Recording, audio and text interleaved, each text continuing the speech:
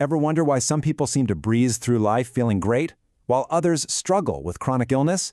Well, what if the answer isn't just in our genes, or chalked up to bad luck? Today, we're diving into a really powerful idea, that your health isn't some random event, but a story that's been unfolding your entire life, and you're one of its most important authors. So, let's just jump right into the big question. Why? Why do our life stories have such a massive impact on our health? How is it possible that our experiences, where we grew up, the people in our lives, can literally change our physical and mental well-being? We're going to explore exactly how the story of your life gets written directly into the biology of your body. For the longest time, the way we thought about health was pretty simple, kind of cause and effect. You got sick because you caught a specific germ or had a bad gene. But that just doesn't explain the whole picture, right? It doesn't tell us why two people with the exact same risk factors can end up with totally different health outcomes.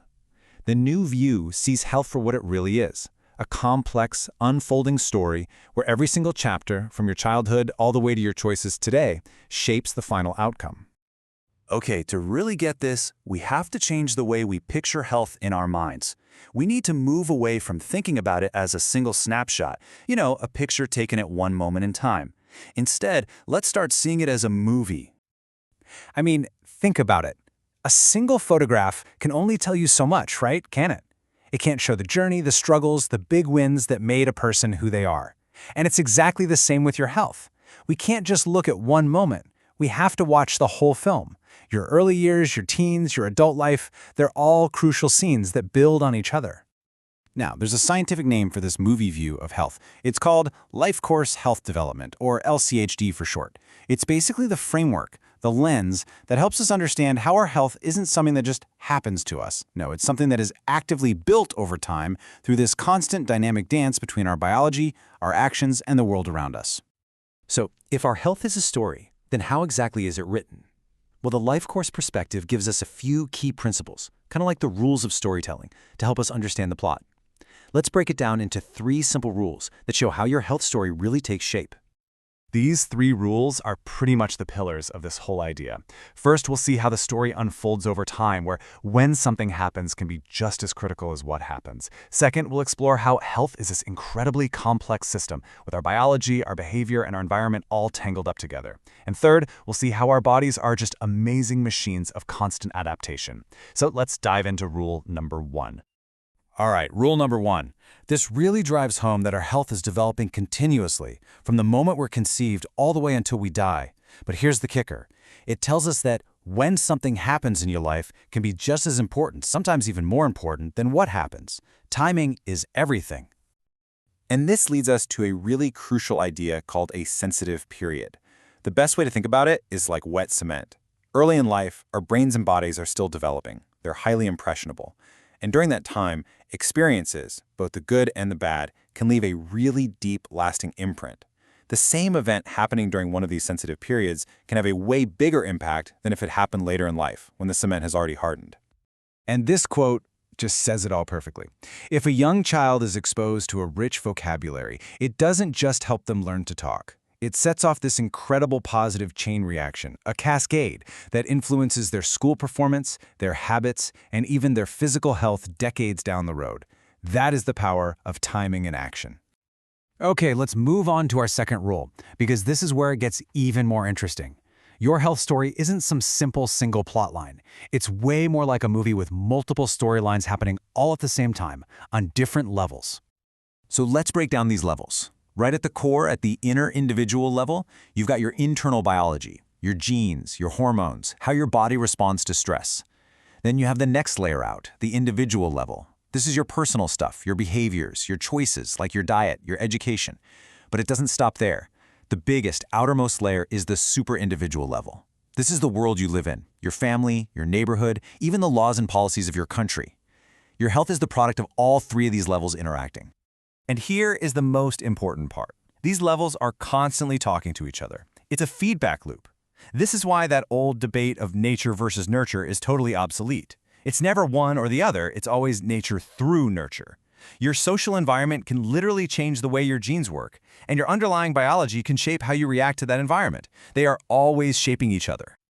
This brings us to the final and maybe the most hopeful rule of our story. Your body isn't just a passive character getting pushed around. It's the active protagonist, constantly adapting and rewriting itself in response to all the plot twists your life throws at it. The scientific word for this incredible ability is plasticity. It's our capacity to change, to alter our own biology and behavior based on life's challenges and opportunities. It's how our bodies learn from experience. And believe it or not, this process never stops. It continues throughout our entire lives. And look, this adaptation isn't just about survival. It's not just about dodging bullets. The ultimate goal here is to thrive. This whole perspective really redefines health as something much bigger, much more aspirational. It's about having the capacity for physical strength, for mental well-being, for a flourishing, meaningful life. So this all sounds pretty amazing, but it leaves us with one giant question, right? How? How does this actually work? How do things like our childhood or our social environment literally become a part of our biology? Let's really focus on that because it's the central mystery. How do social experiences literally get under the skin and become embedded in our bodies, creating physical changes that can stick around for years? Well, the answer is changing everything we thought we knew about our genes. A huge piece of the puzzle is this revolutionary field called epigenetics. Okay, think of your DNA as a giant cookbook with thousands and thousands of recipes. Epigenetics doesn't change the recipes themselves. Your DNA code stays the same. Instead, it works like sticky notes and highlighters. Your life experiences, stress, what you eat, your relationships, they put these little marks on certain recipes, telling your body, hey, use this one more, or you know what, just ignore this one for now. These marks can turn genes on or off, and that powerfully shapes your health. So why does all of this matter so much? Because the implications are absolutely massive. This explains the real origins of chronic diseases, showing they aren't just random events, but the end result of a long story. It gives us a biological reason for how social inequality leads to health inequality. It literally gets under the skin. It proves scientifically why investing in kids isn't just a nice thing to do, it's one of the most important public health strategies we have. It connects the dots between a doctor's visit and public policy, showing they're two sides of the very same coin. Now let's bring all of this back to you, because hearing that our past shapes us so much, that can feel a little heavy, like our fate is sealed. But the life course perspective also has this incredible message of hope. Your story is not over, not by a long shot. Your life is not a straight, predictable line. It's a path, and is full of what researchers call turning points. These are moments where even a small change can lead you down a completely different road. It might be a decision you make or something that happens to you, but it changes your direction.